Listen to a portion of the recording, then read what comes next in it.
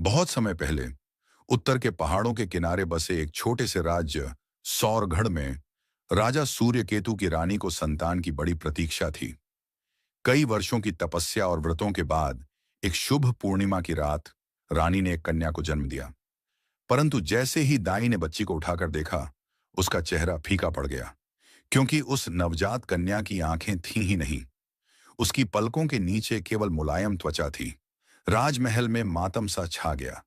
राजा सूर्यकेतु ने एक बार उसकी ओर देखा और मुंह मोड़ लिया, किंतु रानी उस बच्ची को अपने कलेजे से लगाकर रोती रही। राजवैद्य, तांत्रिक और साधु संतों को बुलाया गया। अंततः एक वृद्ध तपस्वी आर्षि अत्रि ने बच्ची को गोद में लेकर आंखें मूंद लीं। कुछ क्षणों बाद उन्होंने कहा, यह बालिका अंधी अवश्य है, परंतु यह संसार की उस आंख से देखेगी जो भीतर है।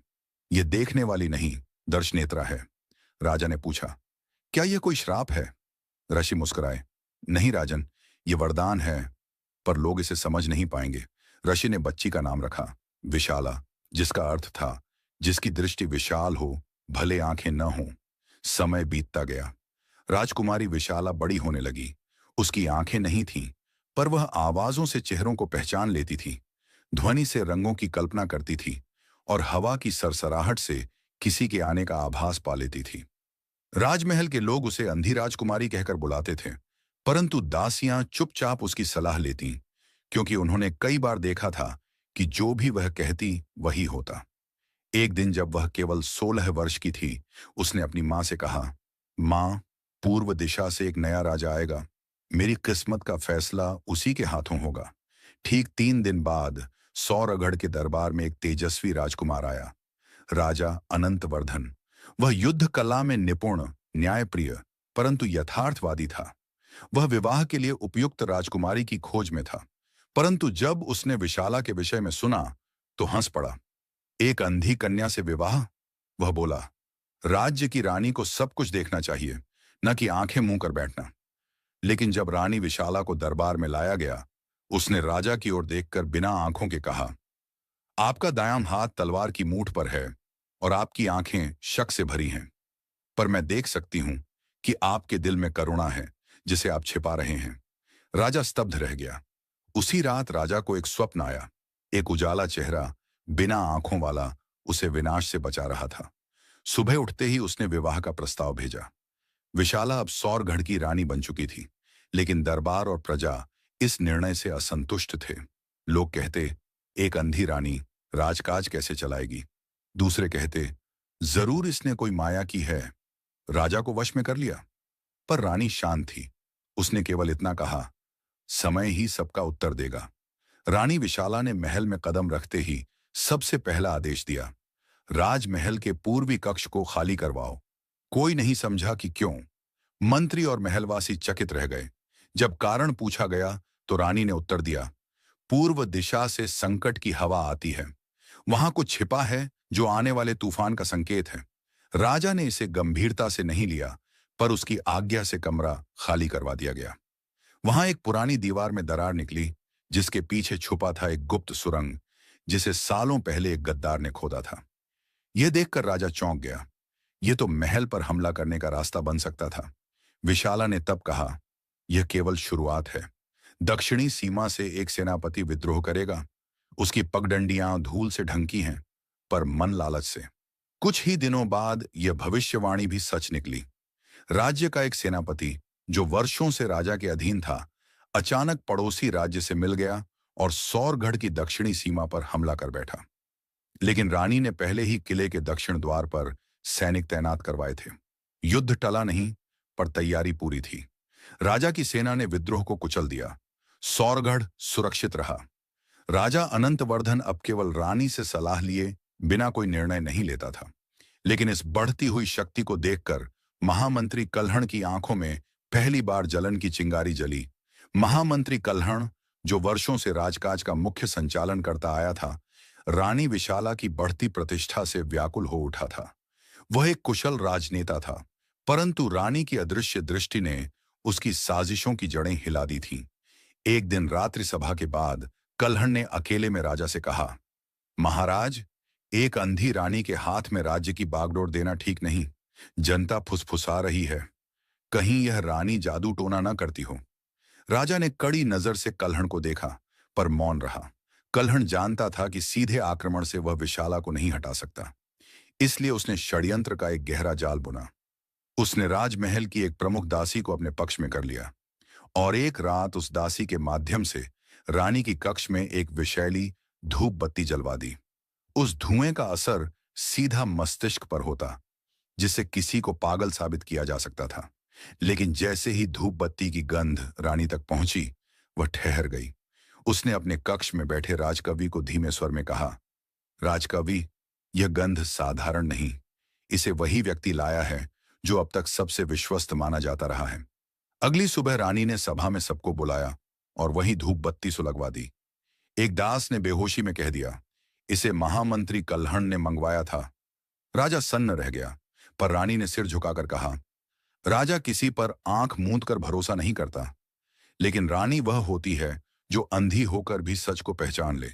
राजा ने कल्हण को कारावास में डलवा दिया, लेकिन विद्वान और चालाक शत्रु इतनी आसानी से हार नहीं मानते।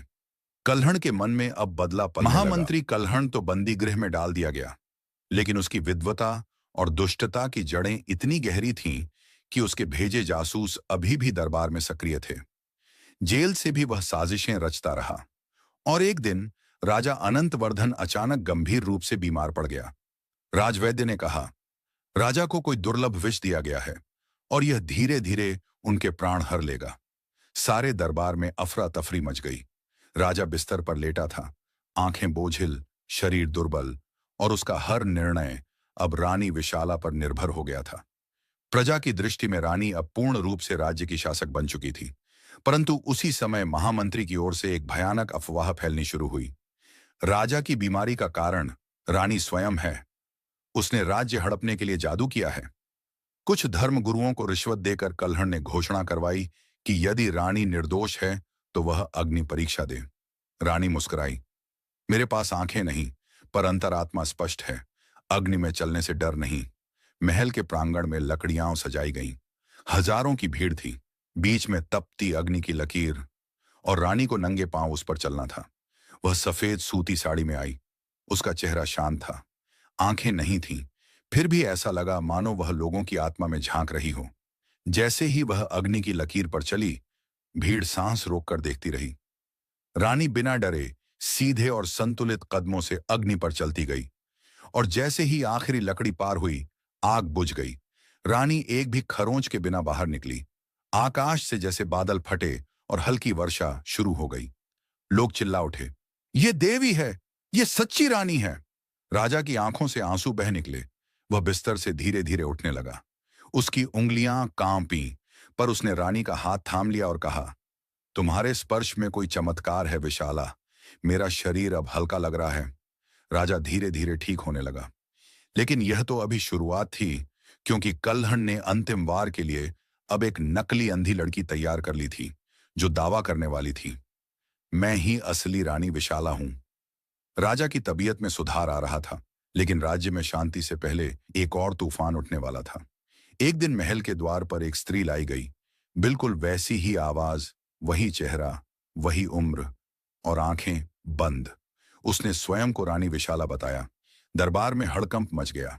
उसने कहा, जिसे तुमने रानी माना वह धोखेबाज है। असली रानी तो मैं हूं। मुझे वर्षों पहले अगवा कर लिया गया था। मेरी जगह किसी और को बैठा दिया गया है। राजा स्तब्ध रह गया। महामंत्री कल्हण, जो जेल में था, इसी घटना की प्रतीक्षा कर रहा था। उसके भेजे पंडितों और कथित साक्षियों ने नकली रानी की बात का समर्थन किया। राजा ने न्याय के लिए सभा बुलाई।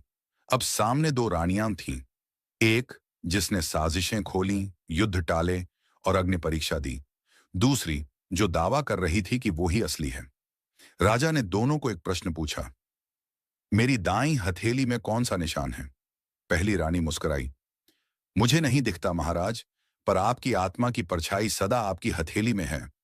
वहां एक पुराने युद्ध का घाव है, जो बारिश के मौसम में दुखता है। मैं देख नहीं सकती, लेकिन हर वर्ष सावन में जब आप करवटें बदलते हैं, मैं पहचान लेती हूं। दूसरी स्त्री चुप रह गई। फिर वह बोली, यह तो कोई भी जान सकता है। राजा ने कहा, जानना और महसूस करना अलग बात है। फिर राजा ने उन्हें वीणा दी और कहा, इस पर मेरा प्रिय राग छेड़ो। पहली रानी ने वीणा उठाई, कुछ पल रुककर तार छेड़े, और जो धुन निकली वह इतनी करुण, इतनी कोमल थी कि पूरा सभा भवन मौन हो गया। वह थी राग मल्हार, जिसमें सावन की बूंदें झड़ती थीं, और रानी ने उसे बिना आंखों के पर दिल से बजाया था। दूसरी स्त्री कांप गई, वह वीणा नहीं बजा पाई, और दरबार में सब समझ गए वह कलहण की चाल थी। राजा ने रोते हुए कहा, तुम मेरी आंखें नहीं देख सकती विशाला, लेकिन तुमने मुझे देखना सिखाया है। महामंत्री कलहण को अब अंतिम सजा दी जानी थी, पर रानी विशाला ने हाथ जोड़कर कहा, जिसे अंधेरा चाहिए था उसे उजाले में सजा दो, उसे कारावास में नहीं, जीवन भर दरबार के बाहर बिठाओ। हर दिन उसे मेरे नाम की जय सुनाई दे, यही उसकी सजा होगी। राज्य में अब शांति लौट आई थी। रानी विशाला की ख्याति दूर दूर तक फैल चुकी थी। लोग उसे नेत्रहीन नहीं, अंतर्यामी रानी कहने लगे थे। एक दिन राजा अनंतवर्धन ने रानी से पूछा, विशाला, क्या मुझे यह जानने का अधिकार नहीं कि तुम्हारी आंखें क्यों नहीं हैं? रानी चुप रही, फिर बोली, जिस दिन मैं यह राज बताऊंगी उस दिन मेरी आंखें लौट सकती हैं, पर साथ ही कुछ ऐसा भी लौटेगा जिसे मैं खो चुकी हूं। राजा ने उसका हाथ थाम लिया। मैं तुम्हारे अतीत को जानना चाहता हूं, ताकि तुम्हारे वर्तमान को और गहराई से प्रेम कर सकूं। रानी ने गहरी सांस ली और कहना शुरू किया, मेरा जन्म एक साधारण किसान परिवार में हुआ था। मेरा नाम विशाला नहीं, यामिनी था। मैं बचपन से ही असाधारण बातें देख सकती थी, ऐसे दृश्य जो औरों को नहीं दिखते थे। भविष्य के झलक, दूसरों के मन की पीड़ा, और कुछ अधूरी इच्छाएं जो हवा में तैरती रहती थीं। गांव के लोग डरने लगे। एक दिन एक धूर्त तांत्रिक ने मुझे देवी मानकर मेरी आंखें मांगी। इन आंखों में देवता का वास है, उसने कहा, और जब तक ये आंखें देखती हैं उसका श्राप गांव पर बना रहेगा।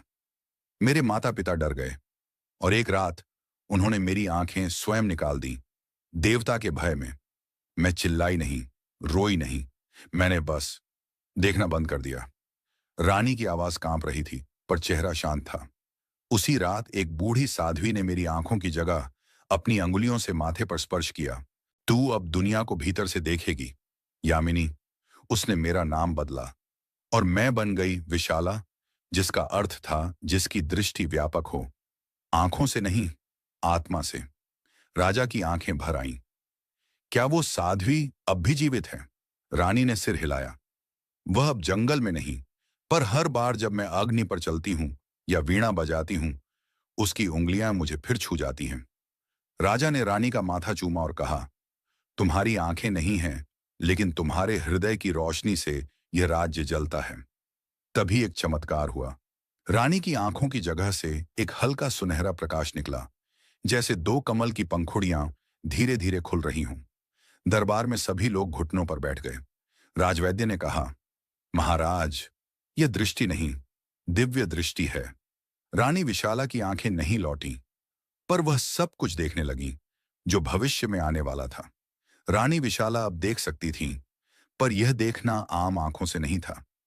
वह समय के पर्दे के पार देखती थी, बीते हुए कल की छाया और आने वाले कल की हलचल, दोनों को। एक शाम जब पूरा महल गोधूली की रोशनी में स्नान कर रहा था, रानी विशाला ध्यानमग्न थी। अचानक उनके शरीर में कंपन हुआ और उनके होंठों से फुसफुसाहट निकली। 3 दिन बाद महल की पूर्व दिशा से धुआं उठेगा।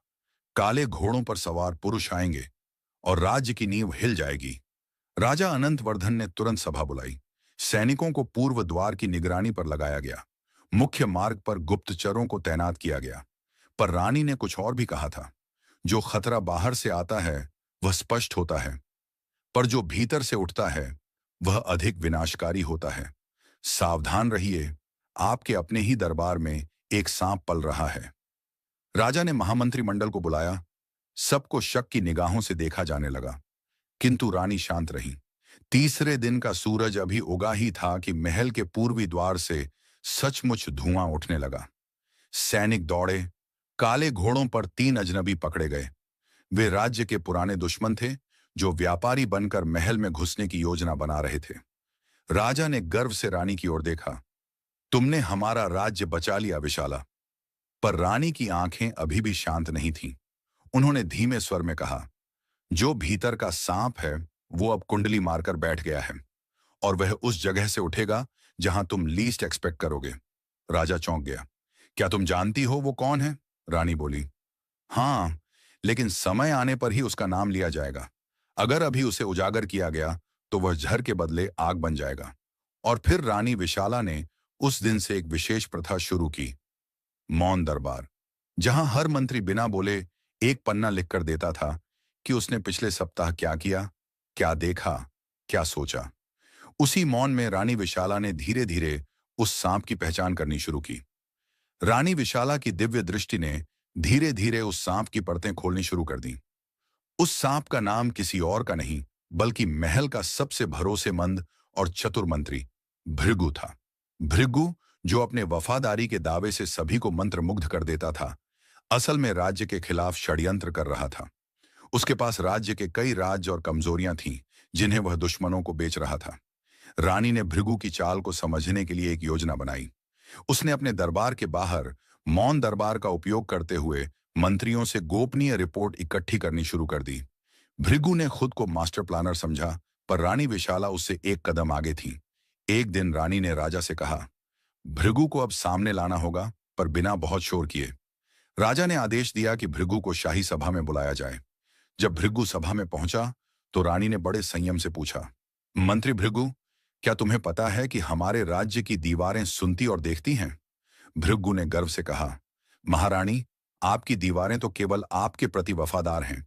रानी ने हल्के मुस्कुराते हुए कहा, फिर यह बताओ, पिछले हफ्ते पूर्वी द्वार के आसपास कौन कौन आया था? बिना आवाज के? भृगु के चेहरे पर रंग उतर गया। सब मंत्रियों की निगाहें भृगु पर टिकी थीं। रानी ने आगे बढ़कर कहा, तुम्हारे गुप्त मेलाचारों की खबर हमें मिल गई है। तुम हमारे दुश्मनों के साथ गुप्त समझौते कर रहे हो। भृगु ने तुरंत बचाव किया, महारानी, ये सब आरोप निराधार हैं। मैं केवल राज्य की सेवा करता हूं। रानी ने सख्त स्वर में कहा, अगर ऐसा है तो यह पुष्टि करो कि तुम्हारे पास अपने संपर्कों के सबूत नहीं हैं। मंत्रियों ने भृगु की जांच की और उसकी झूठी बातों का पर्दाफाश हो गया। राजा ने उसे कारागार भेजने का आदेश दिया। भृगु ने आंखें घुमाई, पर अब कोई उसकी चालाकी में नहीं आया। राजा ने रानी विशाला से कहा, तुमने न केवल बाहरी दुश्मनों को बल्कि भीतर के सांप को भी पकड़ लिया। रानी ने उत्तर दिया, राजा, यह तो बस शुरुआत है, असली लड़ाई अभी बाकी है। भृगु को कारागार भेजे जाने के बाद महल में एक अजीब सी सन्नाटे छा गया था। मंत्रियों के मन में डर था, लेकिन वे रानी विशाला के अदम्य साहस और बुद्धिमत्ता की प्रशंसा कर रहे थे। पर रानी जानती थी, यह बस पहला जंग था। राज्य की रक्षा करना आसान नहीं था, जब भीतर ऐसे कई सांप छुपे हों। एक दिन रानी को सूचना मिली कि महल के एक वरिष्ठ अधिकारी चंद्रसेन असामाजिक गतिविधियों में लिप्त है। पर चंद्रसेन का बहुत बड़ा नेटवर्क था और वह रानी के प्रति खुलकर विरोध कर रहा था। रानी ने फिर से मौन दरबार की प्रथा को मजबूत किया। हर मंत्री को अब अपनी सारी गतिविधियों का हिसाब देना अनिवार्य था। चंद्रसेन के खिलाफ सबूत इकट्ठे होते गए। राजा अनंतवर्धन ने रानी से कहा, विशाला, तुम्हारा दृष्टिकोण और नियम महल में बदलाव ला रहे हैं, पर कुछ मंत्री असहमत हैं। वे तुम्हारे खिलाफ षड्यंत्र कर सकते हैं। रानी मुस्कुराई, राजा, जो लोग सच से डरते हैं उनके लिए अंधेरा सुरक्षित रहता है। एक दिन रानी ने चंद्रसेन को सीधे आमने सामने बुलाया। वहां चंद्रसेन ने रानी को चुनौती दी, तुम्हारी आंखें नहीं हैं, पर तुम्हारा आत्मविश्वास बड़ा है। पर क्या तुम्हारे बिना आंखों के तुम्हें पता है कि किसे विश्वास करना है? रानी ने निडर होकर कहा, चंद्रसेन, विश्वास दिल से आता है, आंखों से नहीं, और मैं हर चाल को समझती हूं, तुम्हारा भी। महल में सब कुछ अब रानी की निगरानी में था, पर वह जानती थी कि असली लड़ाई तो अभी शुरू हुई है, विश्वास की लड़ाई। रानी विशाला ने महसूस किया कि सिर्फ साफ साफ सच्चाई पकड़ने से ही काम नहीं चलेगा। राज्य के भीतर छुपे दुश्मन इतने चालाक थे कि सीधे टक्कर में नहीं पकड़े जा सकते थे। इसीलिए रानी ने नई योजना बनाई, गुप्त जासूसों का एक नेटवर्क। रानी ने अपने विश्वास पात्र दाई मां की मदद से एक समूह बनाया जो रात दिन महल के हर कोने में नजर रखता। इस समूह का काम था छोटी छोटी हरकतों पर ध्यान देना, जैसे कि किसी का असामयिक मिलना जुलना, राजद्रोह की भनक और खुफिया खबरें। एक रात दाई मां ने रानी को बताया कि चंद्रसेन का एक गुप्त सहयोगी महल के भीतरी तहखाने में छुपा हुआ है। रानी ने तुरंत कार्रवाई की और उस सहयोगी को पकड़ लिया। पर पकड़ने के बाद भी रानी को एहसास हुआ कि खतरा बढ़ता जा रहा है। उनके खिलाफ षड्यंत्र महज भृगु और चंद्रसेन तक सीमित नहीं थे। उनके आसपास कई ऐसे लोग थे जो अपनी स्वार्थ सिद्धि के लिए महल को अस्थिर करना चाहते थे। रानी ने राजा से कहा, हमें अपने लोगों का भी दिल जीतना होगा, तभी ये षड्यंत्र खत्म हो सकेंगे। असली ताकत केवल तलवार में नहीं, बल्कि लोगों के विश्वास में होती है। राजा ने मुस्कुराकर कहा, तुम्हारी बुद्धिमत्ता और दूरदर्शिता से मैं आश्वस्त हूं विशाला। हम साथ मिलकर इस राज्य को सुरक्षित रखेंगे। रानी ने ठाना कि वह अपने राज्य की हर एक जनता से मिलने जाएंगी, उनके दुख सुख जानेंगी और उनके दिलों में अपने लिए जगह बनाएंगी। रानी विशाला ने राजा के साथ मिलकर राज्य के गांव गांव का दौरा शुरू किया। जहां भी वे जाती, लोग उनकी आंखों की कमी के बावजूद उनके साहस और दयालुता की मिसाल देते। उनकी बातों में एक अलग ही शक्ति थी, जो सीधे लोगों के दिल को छू जाती थी। रानी ने सुना कि कई गांवों में पानी की किल्लत है, तो उन्होंने नई कुएं और जलस्रोत बनाए जाने के आदेश दिए। उन्होंने स्कूल खोले जहां हर बच्चे को पढ़ाई का मौका मिला। महिलाओं के लिए भी कार्यशालाएं शुरू की, जिससे वे आत्मनिर्भर बन सकें। लोगों का मन रानी की ओर झुकने लगा। वे अब केवल एक अंधी रानी नहीं, बल्कि एक सच्ची नेता और माता समान बन चुकी थी। पर इस बीच महल में फिर से फुसफुसाहटें होने लगीं। कुछ लोग जो बदलाव से खुश नहीं थे, वे रानी को कमजोर दिखाने की साजिश कर रहे थे। रानी को फिर से अपनी सूझबूझ से इन साजिशों को नाकाम करना था। एक दिन गांव के एक बच्चे ने रानी को बताया कि महल के आसपास कुछ संदिग्ध लोग इकट्ठा हो रहे हैं। रानी ने तुरंत अपने जासूसों को भेजा और उस घटना की तह तक पहुंच गई। राजा ने रानी की हिम्मत और लगन की तारीफ की। तुमने दिखा दिया कि आंखें न होने पर भी कैसे राज चलाया जाता है। रानी ने मुस्कुराते हुए कहा, राजा, असली शक्ति आंखों में नहीं, दिल में होती है, और मेरे दिल में आपके और इस राज्य के लोगों के लिए अपार प्यार है। समय के साथ रानी विशाला का राज्य में प्रभाव और बढ़ता गया। उनके न्याय और दयालुता के कारण लोग आपस में भाईचारे से रहने लगे। राज्य के सारे मंत्री और अधिकारी अब पूरी ईमानदारी से काम करने लगे, क्योंकि रानी की पकड़ बहुत मजबूत थी। राजा अनंतवर्धन ने महल में एक भव्य उत्सव का आयोजन किया। यह उत्सव सिर्फ विजय का जश्न नहीं था, बल्कि एक नए युग की शुरुआत का प्रतीक था। रानी विशाला ने मंच पर खड़े होकर सभी से कहा, हमारी आंखें भले न हों, पर हमारा दिल हर मुश्किल से लड़ सकता है। यह राज्य हम सबका है और इसे हम सब मिलकर सुरक्षित रखेंगे। लोगों ने तालियां बजाईं और जयकारे लगाए। रानी की बहादुरी और उनके अदम्य विश्वास ने हर किसी के दिल को छू लिया था। लेकिन रानी जानती थी कि शांति को बनाए रखना भी बड़ी चुनौती है। राज्य में सुधारों को जारी रखना होगा और हर व्यक्ति को समान अधिकार देने होंगे। राजा ने रानी का हाथ पकड़कर कहा, तुमने साबित कर दिया कि सच्चा नेतृत्व आंखों से नहीं, हृदय से होता है। रानी ने खुशी से मुस्कुराते हुए जवाब दिया, और यह हृदय हमेशा इस राज्य और इसके लोगों के लिए धड़कता रहेगा। इस तरह बिना आंखों वाली रानी ने अपनी सूझबूझ और प्यार से न केवल राज्य को बचाया, बल्कि उसे खुशहाल और समृद्ध भी बनाया। शांति और समृद्धि के दिनों के बीच महल के बाहर एक नया खतरा मंडराने लगा। एक शक्तिशाली पड़ोसी राज्य के सेनापति विक्रमादित्य ने रानी की कमजोरी को उनके बिना आंखों के रूप में देखा और हमला करने की साजिश रची। वह सोचता था कि रानी की अंधता उनके लिए कमजोरी साबित होगी। रानी ने यह खबर जैसे ही सुनी, तुरंत अपने मंत्रियों और सेनापतियों को बुलाया। उन्होंने कहा, हमारी आंखें नहीं हैं, पर हमारी आत्मा और हिम्मत अडिग है। विक्रमादित्य को दिखाना होगा कि हमारी ताकत केवल शरीर में नहीं, बल्कि हमारे मन में है। रानी ने अपनी सेना को पुनः संगठित किया और रणनीति बनाई। उन्होंने अपने जासूसों को पड़ोसी राज्य में भेजा ताकि उनके कदमों की पूरी जानकारी मिल सके। रानी के बिना आंखों के होने के कारण वह पूरी तरह से अपने दूसरे इंद्रियों पर निर्भर थी। वह आवाजों, गंध और हवाओं से पूरे युद्ध क्षेत्र का आकलन कर पाती थी। उनकी सूझबूझ ने उन्हें एक बेहतर रणनीतिकार बना दिया था। जब विक्रमादित्य की सेना महल की ओर बढ़ी, तो रानी की योजनाओं ने उन्हें धोखा दिया। उनकी सेना ने घात लगाकर दुश्मन को हराया, बिना ज्यादा खून खराबे के। विक्रमादित्य को हार स्वीकार करनी पड़ी और शांति की शपथ लेनी पड़ी। राज्य में फिर से एक बार अमन चैन कायम हुआ। रानी ने फिर से साबित किया कि आंखों की कमी कभी कमजोरी नहीं होती, बल्कि दिल की ताकत और विश्वास की मिसाल होती है। युद्ध की विजय के बाद भी रानी विशाला के दिल में कई सवाल उठते रहे। उनकी आंखें भले बंद थीं, पर उनके मन के दरवाजे कई बार अकेलेपन से टूटने लगते थे। रानी को अपनी सबसे बड़ी कमजोरी, अंधापन, का एहसास अक्सर होता जब वे अकेले अपने कमरे में होती। रानी का दिल चाहता था कि कोई उन्हें ऐसे स्वीकार करे जैसे वे हैं, बिना किसी भय या संदेह के।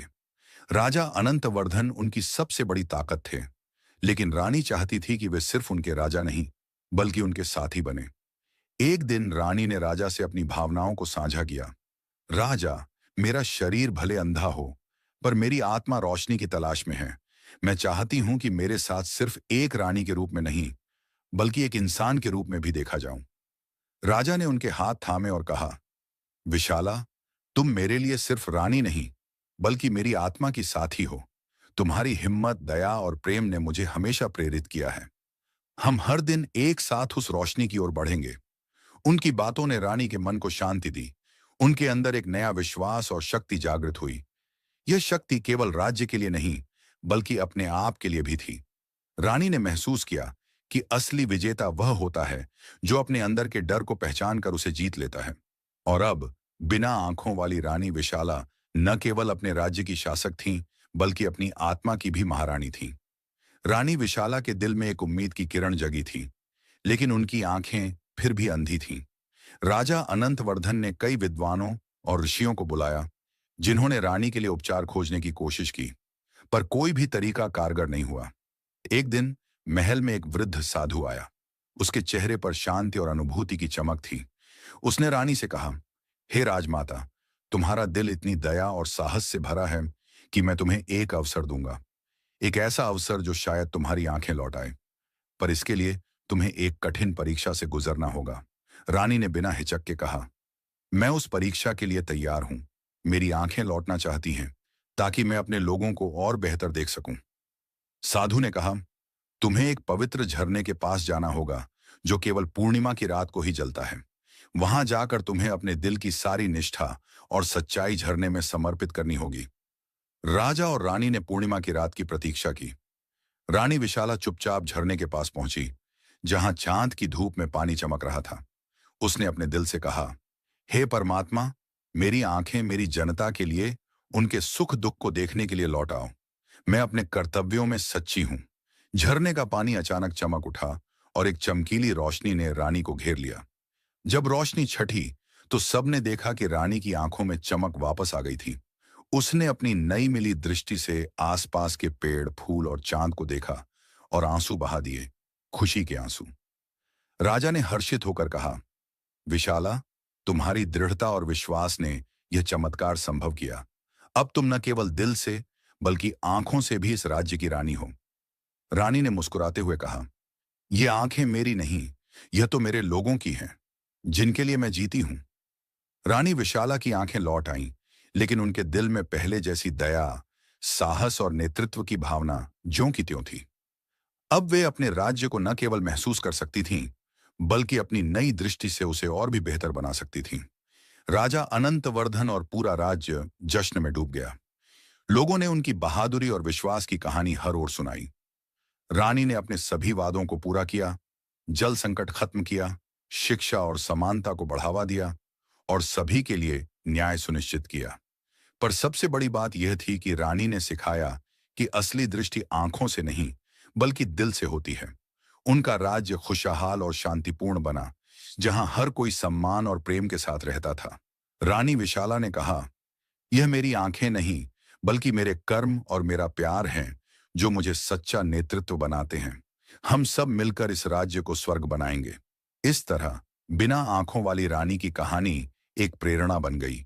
एक ऐसी प्रेरणा जो बताती है कि चाहे कितनी भी अंधकार हो, उम्मीद की किरण हमेशा चमकती रहती है।